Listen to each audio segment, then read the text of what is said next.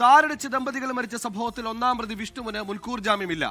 ജാമ്യാപേക്ഷ തിരുവനന്തപുരം സെഷൻസ് കോടതി തള്ളി. കേസ് അന്വേഷണത്തിന് പുതിയ സംഘത്തെ നിയോഗിച്ചിട്ടുണ്ട്. ആറ്റിങ്ങൽ ഡിവൈഎസ്പി മഞ്ജുലാലിന്റെ നേതൃത്വത്തിലാണ് അന്വേഷണം. 24 വാർത്തയ്ക്ക് പിന്നാലെയാണ് കാര്യങ്ങളെല്ലാം ഇത്ര വേഗത്തിലാകുന്നത്.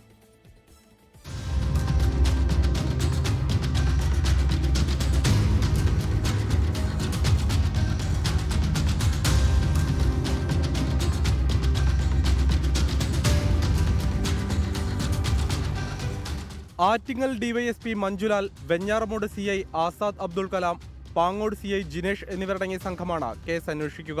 കേസ് അന്വേഷണത്തിൽ വീഴ്ച വരുത്തിയതിന് 3 പോലീസ് ഉദ്യോഗസ്ഥരെ ദക്ഷിണ മേഖല IG സസ്പെൻഡ് ചെയ്തിരുന്നു.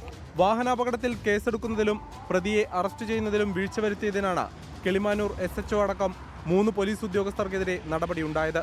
പ്രതികളെ രക്ഷപ്പെടാൻ സഹായിച്ച നെയ്യാറ്റിൻകര അതിയന്നൂർ സ്വദേശി ആദർശിനെ നെയ്യാറ്റിൻകര പോലീസ് കഴിഞ്ഞ ദിവസം അറസ്റ്റ് ചെയ്തു. ആദർശിന്റെ ഫോൺ പ്രതികൾ ഉപയോഗിച്ചതായും പോലീസ് കണ്ടെത്തിയിട്ടുണ്ട്. കേസിലെ പ്രതി വിഷ്ണുവിന്റെ ജാമ്യാപേക്ഷ തിരുവനന്തപുരം സെഷൻസ് കോടതി തള്ളി. മനഃപൂർവ്വമായ നരഹത്യയ്ക്ക് കേസെടുത്ത് ദിവസങ്ങൾ പിന്നിടുമ്പോഴും വിഷ്ണു ഒളിവിൽ തുടരുകയാണ്. വിഷ്ണുവിനെ കൂടാതെ വാഹനത്തിലുണ്ടായ 2 പേരും ഒളിവിലാണ്. ഇവർ തമിഴ്നാട്ടിലേക്ക് കടന്നുവെന്ന വിവരത്തിന്റെ അടിസ്ഥാനത്തിൽ പോലീസ് അന്വേഷണം ഊർജിതമാക്കി. 24 തിരുവനന്തപുരം. ലോകത്തെവിടെയായാലും ഏത് സമയത്തും 24 വാർത്തകളും ഓഗ്മെന്റഡ് റിയാലിറ്റി പാക്കേജുകളും എക്സ്പ്ലെയിനറുകളും വിശദമായി കാണാൻ ഞങ്ങളുടെ യൂട്യൂബ് ചാനൽ നിങ്ങൾക്ക് സബ്സ്ക്രൈബ് ചെയ്യാം.